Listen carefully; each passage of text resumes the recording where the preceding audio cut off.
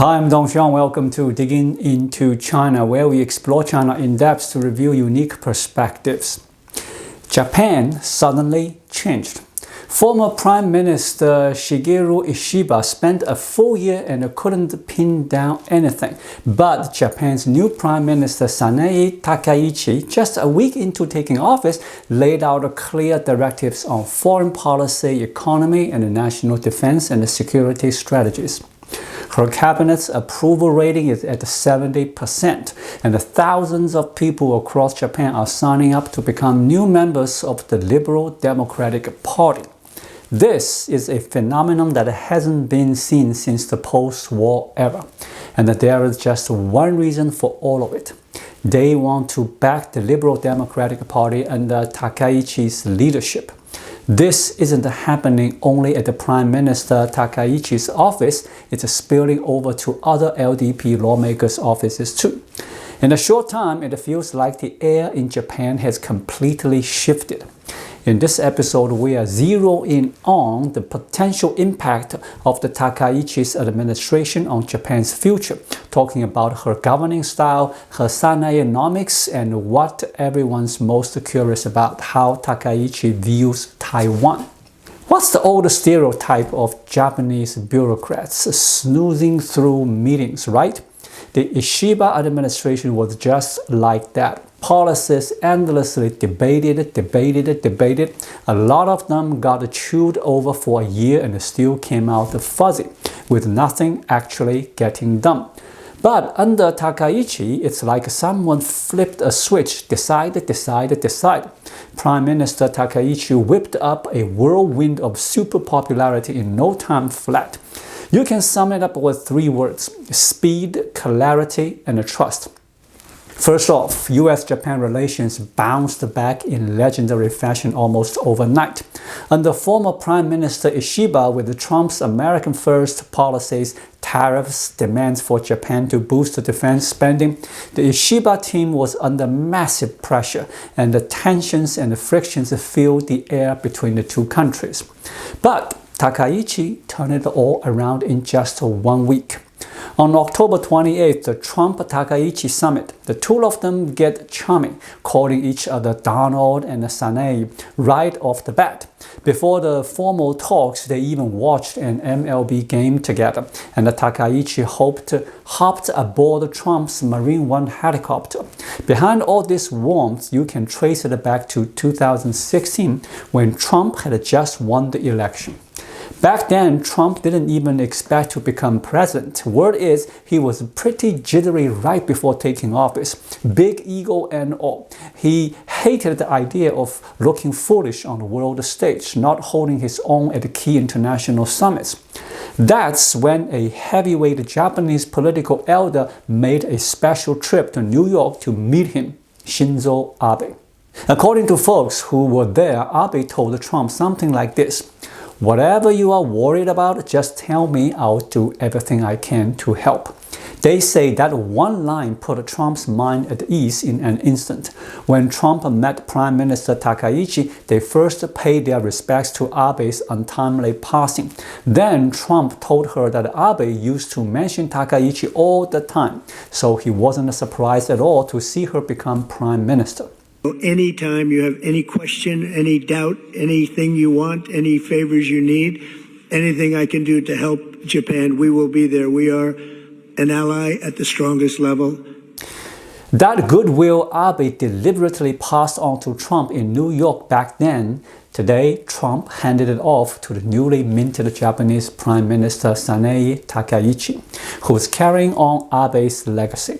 No wonder then that in her post-meeting interview with reporters, Takaichi declared without hesitation, "From here on, Japan will base itself on the world's greatest US-Japan alliance, restore a strong diplomatic presence at the center of the world, and play an even bigger role in peace and prosperity for the international community."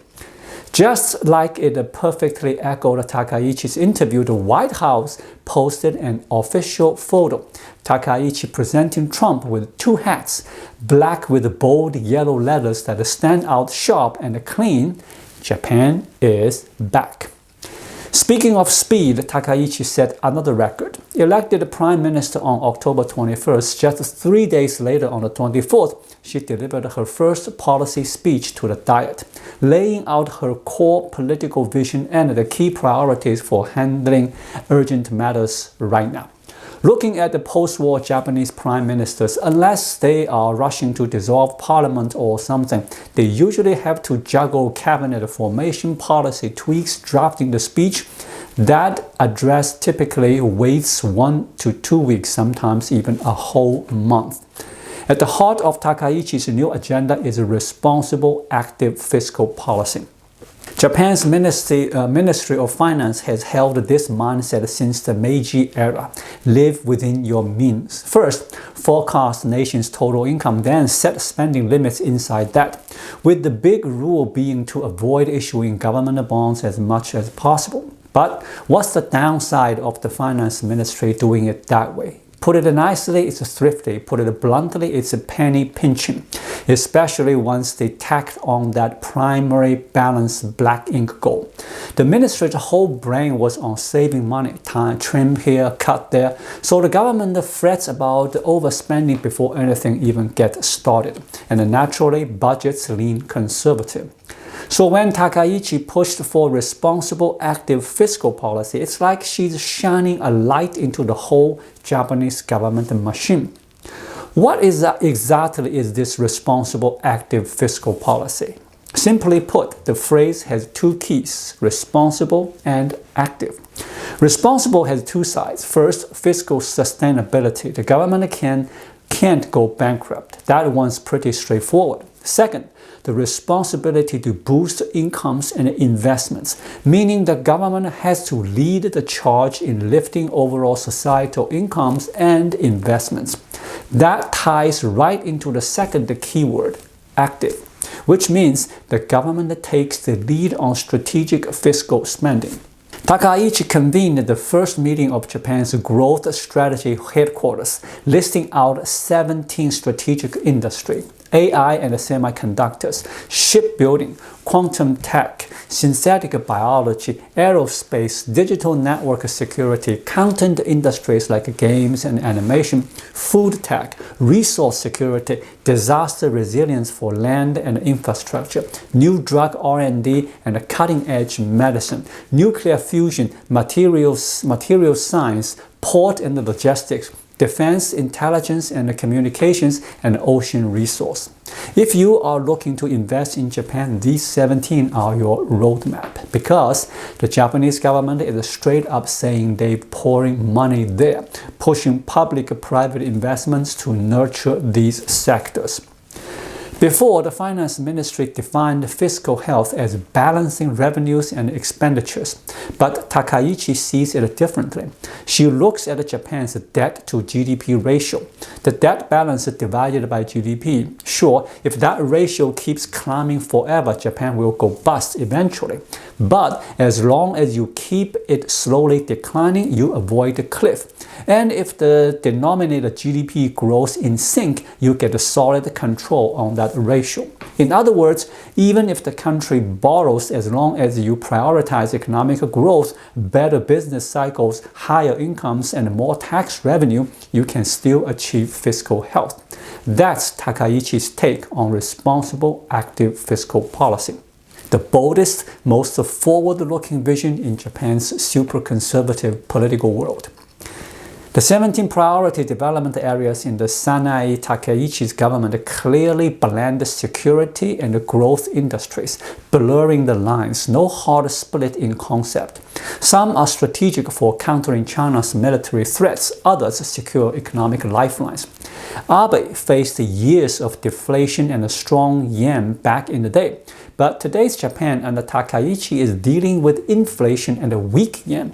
The whole economic landscape is worlds apart. So Takaichi has to handle her environment with even finer touch. Japan's social vibe right now is super polarized too. Sure, over the past few years, some Japanese have made a fortune from skyrocketing stocks or all sorts of investments. But you could say a big chunk of the population hasn't cashed in on any of that. Instead, they are hit with soaring prices, stagnant wages, and even skyrocketing housing costs in the capital region. So as Takaichi rolls out this active fiscal spending, she has to prioritize addressing these two totally different feelings among the public. On tackling inflation, Takaichi has already hashed out a deal with the opposition. They've scheduled the repeal of the provisional tax on gasoline and diesel, then subsidies for electricity and gas bills, starting with the energy pains people feel the most: fuel, power, gas. They are easing those first. Next up, discussions on raising the tax-free threshold for income tax, resident tax, social insurance, and zeroing out the consumption tax on food. It's all about curbing prices with the policies that hit home for everyday folks. You can see Takaichi gets exactly what people need most, and she's advancing it with a real method to the madness. So if Sanae-nomics really pulls off, what would Japan look like? In a nutshell, if even a few of those 17 strategic areas succeed through public-private teamwork on investments, those industries pull along a whole chain of related businesses making money. Business profit, they raise employee pay, paychecks grow, private spending picks up, boosting more business profits. Those profits fuel more investments. Boom, you've got a virtuous cycle. And at every step, the government pulls in more taxes, strengthening national finance. That's Takaichi's responsible active fiscal policy. Ramp up incomes through active spending, build consumer confidence, lift corporate earnings, and in the end, grow tax revenue without hiking rates. Now, the part everyone's dying to hear about, the Taiwan issue. How does Prime Minister Takaichi really see Taiwan, and what about a potential flare-up in the Taiwan Strait? Last September's book, National Power Studies, edited by Sanae Takaichi herself, she wrote the foreword, Chapter 6 and Chapter 7, lays out her views in detail. Takaichi devotes a ton of space to describing the military and economic ties between China, North Korea, and Russia, how those three are tightening up, even expanding nuclear and military might. She puts it like this: countries with powerful leaders in long-term authoritarian rule, constantly trying to change the status quo by force, keep threatening neighboring nations and regions, leaning on their UN Security Council veto and a nuclear arsenal. They make international order and the law feel like a joke. It's sharp stuff, but it nails the truth point by point. On threats to Japan, Takaichi says China isn't just buzzing Japan's Senkaku Island airspace and violating territorial waters. They are ramping up military ops in the Sea of Japan and the Pacific, messing with Japan's security non-stop. Taiwan's just 110 kilometers from Japan's westernmost island, Yonaguni, practically next door. And the Bashi Channel south of Taiwan, that's Japan's vital lifeline for importing crude oil and supplies from the Middle East. So Takaichi totally backs what former Prime Minister Abe said: a crisis in Taiwan is a crisis in Japan. What action does Takaichi think Japan should take? First, on the Ukraine war, Japan should team up with like-minded countries to make sure Russia ends up the loser, and Russia's flop becomes ammo to make China think twice before jumping. Keeping Japan's key friend, Taiwan, far from war is also the best way to dodge a crisis at home. But Takaichi isn't naive. She follows up. On top of that, we have to always prep for the worst, not just securing Japanese nationals overseas, but building ironclad defenses for our people's lives, territory, seas, skies, and property. No question about it. Listen to this next bit. Bet you will admire Sanae Takaichi. She writes about Taiwan's Defense Ministry report from November 2021, which added a section on China's gray zone threats. It breaks down how China doesn't just send the jets into Taiwan's southwest airspace. They hit with the cyber attacks, fake news, cognitive warfare, all to ban Taiwan without firing a shot. Takaichi's core pitch in the books, it's exactly what the US has long pushed Japan to do, ramp up defense spending right away. Of course, we know it's not just talk. Watch what she does. Fresh into the Prime Minister's seat, Takaichi announced that she'll hike defense spending to 2% of GDP by the end of this fiscal year, March next year. That's nearly 2 years ahead of the original 2027 target. She's for real. Like we said earlier, the three hallmarks of the Takaichi's administration: speed, clarity, trust. You can tell Sanae Takaichi has a deep grasp of the Taiwan Strait situation and a spot-on strategic course. Sure, the Takaichi government isn't home free. Before the Prime Minister vote, the Komeito party bailed on the long stable LDP-Komeito coalition, forcing Takaichi to cobble together a shaky alliance with the Japan Innovation Party just to hold a diet majority. Then there is the broader economic headwinds, tests on fiscal discipline down the line. They could all rock her cabinet. But today, plenty of Japanese have had their political fire lit up. Anything tied to Sanae Takaichi, even news or clips about her cabinet, turns into instant viral gold in Japan. That 70% support is fierce. Takaichi has rallied a Japan that's been kinda listless for too long. Finally, it's pulled from the close of Takaichi's Diet speech. I will follow the government principles I've outlined here, and I vow to make the Japanese islands strong and abundant once more, to put Japan back at the world's peak. What stuck with me most? She deliberately quoted from Prince Shotoko's 17th article constitution, the earliest written code of ethics in Japan. Widely seen that way. Takaichi put it like this: no affair should be decided unilaterally. It must be discussed with many. From ancient times, our country has valued collective counsel. Politics isn't about a solo decrees. It's a process of consulting together, fretting together, deciding together. For the sake of the nation and its people, I will face all parties with sincerity, build the future side by side, and I humbly ask you all, let's take this bold new step for Japan together.